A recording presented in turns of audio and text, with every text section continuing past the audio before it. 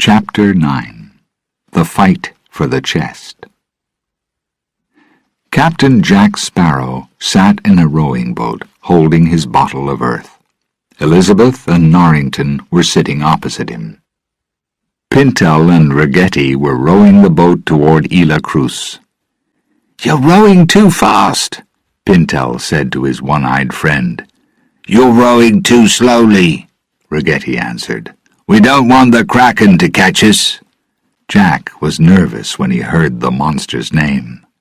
Then they heard a sudden noise in the water, and the two pirates rowed the boat faster. When they reached the beach, Jack jumped out of the boat. He checked that the letters were still in his jacket pocket. Then he placed the jacket and the bottle of earth at the end of the boat. "Guard the boat," he ordered Pintel and Ragetti. Jack put the compass into Elizabeth's hands, and they walked up the beach. Norrington followed them. They came to an old church. "Do people live here?" Norrington asked. "No," Elizabeth answered. "Do you know this place?" he asked, surprised. "I've heard stories about it," Elizabeth said. "A religious man came to the island and brought illness and death. All the people died. The man went crazy and killed himself." Elizabeth looked down at the compass and continued to walk. Suddenly, the compass point began to move wildly. "We found the place," she said. Jack drew an X in the sand with the toe of his boot. "Make a hole here," he said to Norrington. At the same time, the Flying Dutchman arrived near Isla Cruz, and Davy Jones noticed the rowing boat. "They're here," he said angrily, "and I can't step on land again for 10 years. "Can we do the job for you?" Marcus asked him. "I'll punish you if you fail," Jones promised. "Take the ship down below the ocean," he ordered his men. Marcus called out, "Down! Down!" In seconds, the Flying Dutchman ship disappeared below the waves and moved toward Isla Cruz. Pintel and Ragetti were sitting on the beach and looking out at the ocean. The water began to move. Something was coming toward them. They jumped to their feet. Then they ran to tell Jack. Jack watched Norrington as he made a deep hole in the sand. Jack was worried, and he wanted to find the chest quickly. Suddenly, Norrington hit something. "It's the chest," Jack said, and jumped into the hole. They lifted out the chest, and Jack quickly broke open the lock. Inside were a long white dress, dried flowers, and old love letters. Jack pushed them away and found a box. He lifted the box out of the chest. It was tightly locked, but he could hear a noise inside it. "The heart," Elizabeth said. "It's real." Norrington was surprised. "You were right," he said to Jack. "I'm often right," Jack said, "but people are still surprised." "With good reason," a voice said. The group turned and saw Will Turner. He was running toward them in wet clothes. Elizabeth ran to him. "Will, you're all right." She put her arms around his neck.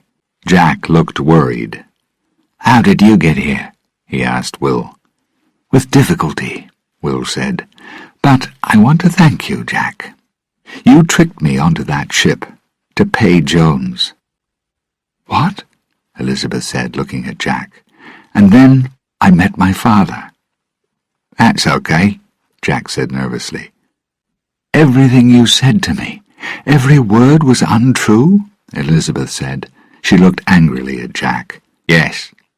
Then the happy smile left Jack's face. Will was on his knees next to the chest. He held the key in one hand and his father's knife in the other. "What are you doing?" Jack asked. "I'm going to kill Jones," Will answered. In a second, Jack was pressing his sword against Will's neck. "You can't do that, William," Jack said. "Who will stop the Kraken if Jones is dead? Now, give me the key, please." Will quickly pushed away Jack's sword. He jumped up and took Elizabeth's sword. "I keep my promises," he said, facing Jack. "I'm going to free my father." But suddenly, Norrington pulled out his sword and turned to Will. "You can't keep the key, sorry." Jack looked at Norrington and smiled. "You're going to help me?" he said happily. Norrington pointed his sword quickly toward Jack. "No," he said. "Lord Beckett wants that chest. He'll make me a Commodore again if I give it to him." The three men began to fight. "Will," Jack said urgently, "Norrington can't keep the chest. Believe me." Will looked at him. "I don't believe anything that you say," he shouted. "Don't listen to him," Norrington said. "Jack just wants Elizabeth for himself." The three men jumped back and continued to fight. "Guard the chest," Will told Elizabeth. "No, adult men talk about their problems. They don't fight," Elizabeth shouted. But the men weren't listening. Rigetti stood in the trees and watched the fight. "What's happening?" Pintel asked. He stood next to Rigetti, and they both looked at the chest. Rigetti tried to explain. "Each man wants the chest. Mr. Norrington hopes to give it to Lord Beckett. Then Beckett will free him. Jack wants to sell the chest to Beckett and save himself. And Turner thinks it will help his cursed old father." "How sad," Pintel said. "That chest is clearly very important." He looked at Rigetti, and the two men walked quietly toward the chest. Elizabeth fell to the sand and closed her eyes. "Maybe they'll think I'm sick. Then they'll stop fighting," she thought. She didn't move for a long time. When she opened her eyes, she saw Pintel and Rigetti. They were running away with the chest. She jumped to her feet. "Shall I tell Will or follow the chest?" she asked herself. The three men were still fighting. She decided to follow the chest. Chapter 10. Jack's Big Mistake. The three men were moving across the island as they fought. Norrington pushed Will hard, and he dropped the key. It flew through the air and fell into Jack's hand. "Ha-ha!" Jack screamed. He ran away down the beach. Norrington and Will quickly followed him. Holding the key tightly, Jack went into the old church and climbed some wooden stairs. High above him, the bones of the old churchman hung from a chain. Jack said "Hello" to him and continued his climb. Norrington and Will quickly followed Jack up the stairs. Norrington attacked Jack with his sword, but Jack stepped away. Norrington ran at him, took the key, and threw Jack down the stairs.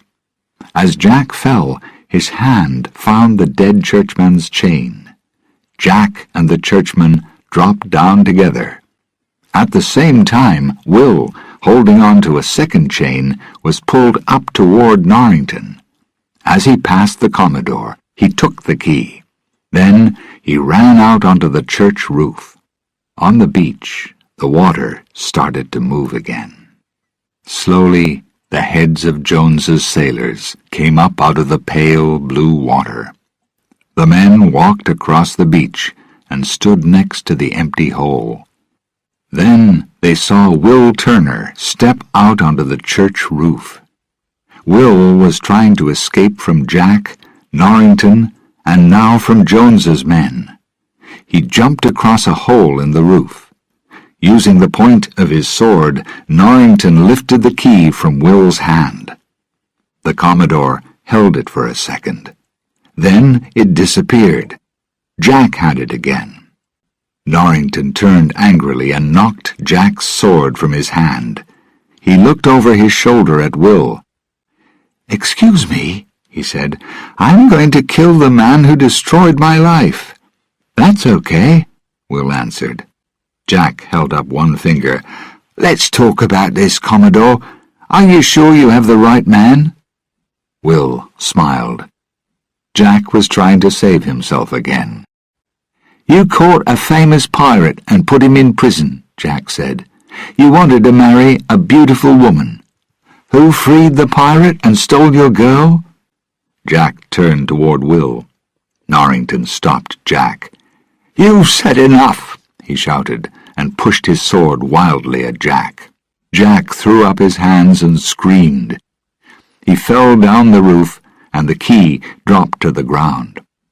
"Good work," Will said. "But sadly, Mr. Turner, he was right," Norrington said. He turned his sword toward Will. Norrington hated Jack, but he didn't like Will either. Down on the ground, Jack picked up the key and ran. "I'm on your side, friend," he called up to Will. Jack slowed to a walk and put the key around his neck.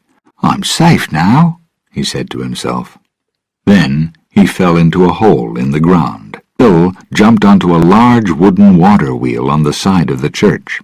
Norrington jumped on too. With a loud noise, the wheel suddenly broke away from the wall. It began to move across the ground with the two men on top of it. Jack was hit by the wheel when he finally pulled himself out of the hole. The key fell away from his neck and caught on the wheel. "I've lost the key again," he said. He started to run after the wheel. Elizabeth finally reached Pintel and Ragetti in the trees. "Hello, love," Pintel said, and smiled. He and Ragetti put down the chest and pulled out their swords. Elizabeth reached for her sword, but it wasn't in her belt. Will had it, she suddenly remembered. The two pirates attacked her, but suddenly something crashed through the trees. They turned and saw the water wheel. Jack was running behind it. Pintel and Ragetti turned back to Elizabeth, but then a knife hit a tree next to Ragetti's head. Jones's men were coming. Pintel and Ragetti dropped their swords at Elizabeth's feet, took the chest, and started to run. With a sword in each hand, Elizabeth ran through the trees behind them. The pirates tried to run around a tree, one each side of it, but they were holding the chest between them. As they stopped, Jones's men arrived. Ragetti, Pintel, and Elizabeth looked at the chest, and then at the terrible sailors.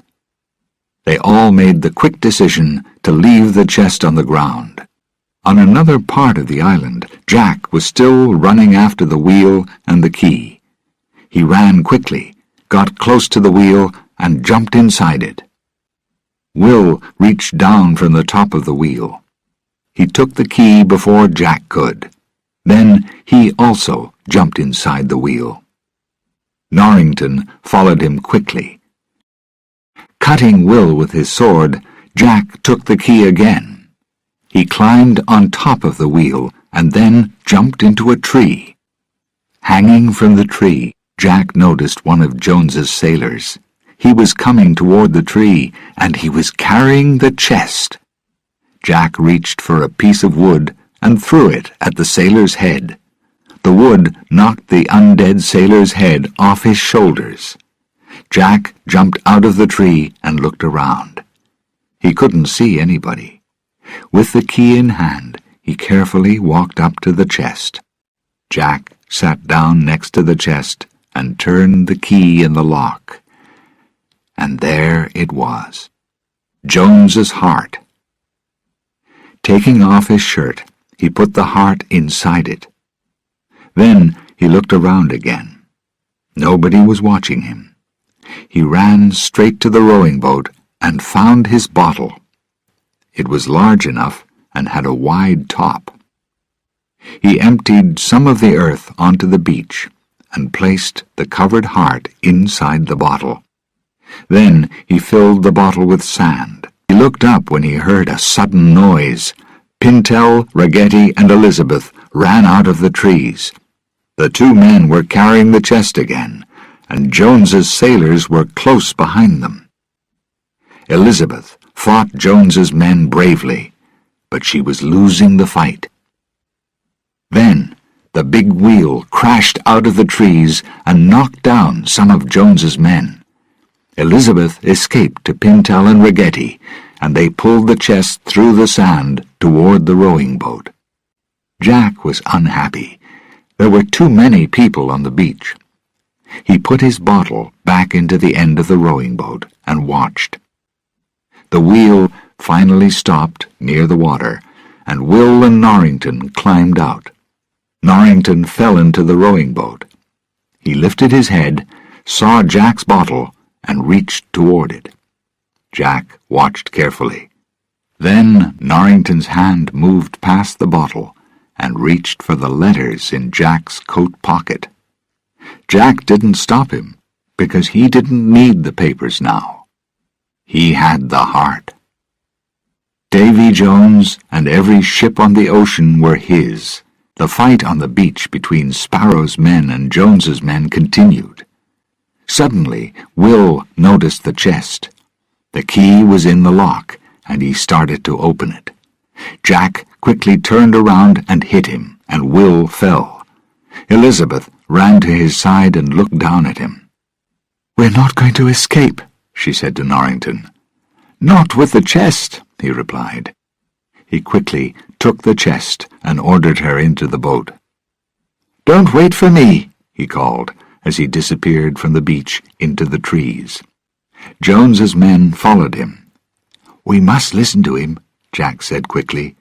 "Yes," Pintel agreed and pushed the rowing boat into the water. Jack picked up his bottle. With the heart and Teodalma's earth inside it, he was safe. "We have to take Will," Elizabeth ordered. Jack looked angry, but agreed. Pintel and Ragetti pulled Will into the boat. Without another word, they left the island and Norrington behind. Chapter 11. The End of Captain Jack. Jack's men were soon back on the Black Pearl. Will slowly opened his eyes. "What happened to the chest?" he asked. "Norrington took it. Jones's men followed him," Elizabeth told him. Gibbs came and welcomed them all onto the ship. He was ready to sail. "Jack," he said, "we saw the Dutchman an hour ago. She was coming around the end of the island." "Was she?" Jack replied. He didn't seem worried. "The most dangerous ship on the ocean is too close to us," Gibbs called to the other sailors. "Pull up the sails." Jack felt no need to hurry. He sat down and held his bottle tightly to him. "Gibbs, is your mouth dry?" he asked. "Is your heart moving quickly in your chest?" "Yes," Gibbs answered. "I think you're afraid," Jack told him. "Well, aren't you afraid too?" Gibbs said. He didn't understand Jack. Where was the frightened captain of only a few hours before? Elizabeth walked across the ship to the two men. She agreed with Jack. "We're in no danger," she said to Gibbs. "I can't see any ships." She spoke too quickly. As they watched, the ocean began to move. Suddenly the Flying Dutchman came up from below the water and stopped next to the Pearl. Jack turned toward the Dutchman and lifted the bottle above his head. He pointed to it, smiled, and gave a friendly wave.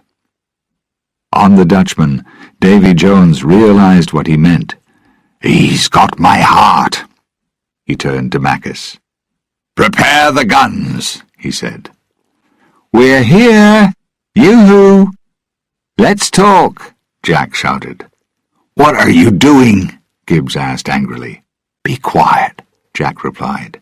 He lifted the bottle again. "I have the heart in here," he said quietly. "Really? How?" Gibbs asked. Jack smiled. "I'm Captain Jack Sparrow, remember? Nobody is smarter than me." Gibbs knew very well that Jack wasn't always right. "I have to protect the ship," he said, and shouted, "Move to the left! Hurry, men!" The Black Pearl sailed away from the Dutchman. The Dutchman's guns began to shoot, but the Pearl was escaping. "Can the Black Pearl move faster than the Dutchman?" Will asked.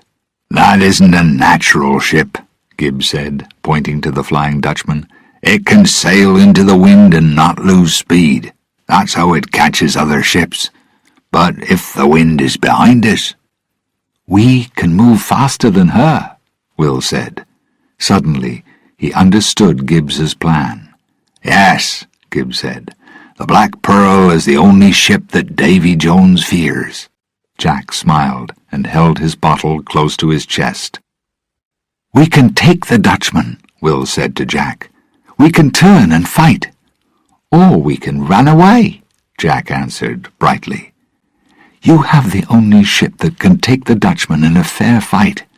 "But I don't like to fight fairly," Jack said. Suddenly, the Black Pearl moved to one side and sailors fell to the floor. Jack's bottle was knocked from his hands and broke. Sand and earth went everywhere. Jack fell to his knees and looked through it. There was nothing in there except sand. Jack looked up at Gibbs. I don't have the heart." "Then who does?" Gibbs asked. Jack turned pale. He didn't have Jones's heart, and he didn't have Tia Dalma's earth. The Pearl stopped moving, and Elizabeth looked out at the ocean. "Have we hit some rocks?" she called.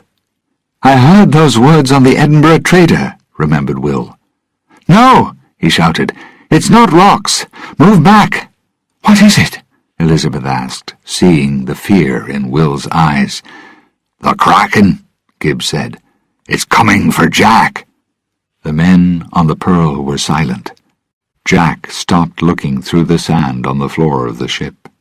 The heart wasn't there, and the black mark was on his hand again. Very quietly, Jack moved toward the end of the Pearl. None of his men saw him climb into a small boat. He rowed quickly away from his ship. The water around the Pearl began to move as, slowly, the Kraken came up out of the ocean. "Go to the guns!" Will shouted. "Protect the ship!" The pirates quickly prepared for the monster's attack. The Kraken's long arms moved onto the ship, but the guns were ready. Will ordered the men to shoot the monster. Badly hurt, the Kraken moved away. It broke all the ship's small rowing boats as it went down. "It will return," Will shouted. Turning to Elizabeth, he said, "Get off the ship." "There are no boats," Elizabeth replied. "The Kraken destroyed all of them." Not all of them. As the Kraken prepared to attack again, Jack rowed away more quickly, but something stopped his escape. When he looked down at his compass, it was pointing toward the Black Pearl and his men. Sadly, Jack began to row back again. On the Pearl, the Kraken was winning the fight.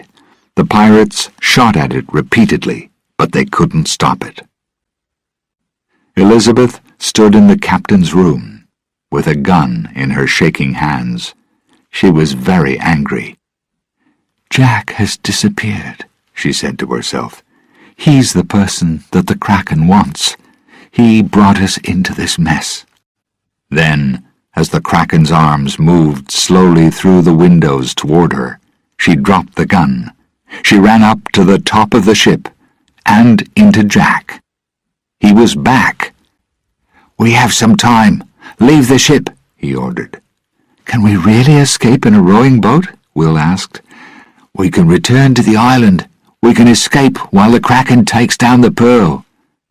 Jack's eyes showed his sadness at the thought of the end of his ship. Will, Gibbs, and the other pirates went toward the rowing boat. "Thank you, Jack," Elizabeth said softly. She moved closer to him. "You came back. I always knew that you were a good man." She kissed the pirate, then stepped back slowly. There was a sharp noise. Jack looked down at his hands. "I've chained you to the side of the Pearl," Elizabeth explained. "The Kraken wants you, not the ship, and not us." "You're a great pirate," Jack said. Elizabeth looked at him for the last time and remembered so much and so many adventures. Then she ran off the ship and left Jack waiting. Slowly, the Kraken's arms moved onto the Pearl, and the monster's head moved toward Jack. Its mouth was open, and in its teeth was Jack's lost, much-loved hat. He took it out of the monster's mouth and placed it on his head. From the rowing boat, the pirates of the Black Pearl watched the Kraken and Jack fight. Slowly, the terrible monster covered the ship with its body. Then it pulled the ship and Jack down below the waves. Davy Jones stood on the Flying Dutchman and smiled. "Jack Sparrow," he said happily, "now I have you." Jones was not the only person watching from the Dutchman.